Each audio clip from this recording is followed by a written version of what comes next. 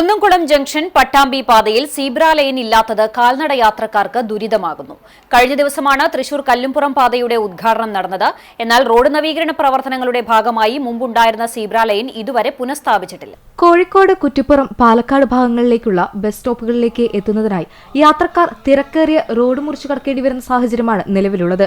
Zebra line ഇല്ലാത്തത് അപകട സാധ്യത വർദ്ധിപ്പിക്കുന്നതായി യാത്രക്കാർ പറയുന്നു. പലപ്പോഴും ഭാഗ്യം ആശ്രയിച്ചാണ് റോഡ് കടക്കേണ്ടിയിരിക്കുന്നതെന്നും കാൽനട യാത്രക്കാർ പറഞ്ഞു.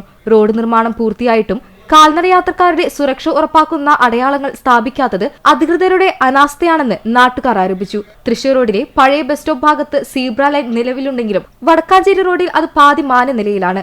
അപകടങ്ങൾ ഒഴിവാക്കുന്നതിന്റെ ഭാഗമായി പട്ടാമ്പി പാതയിലെ മലായ ജംഗ്ഷൻ ഉൾപ്പെടെയുള്ള പ്രധാന ഭാഗങ്ങളിൽ അടിയന്തരമായി സീബ്ര ലൈൻ പുനഃസ്ഥാപിക്കണമെന്ന് യാത്രക്കാരും നാട്ടുകാരും ആവശ്യപ്പെട്ടു.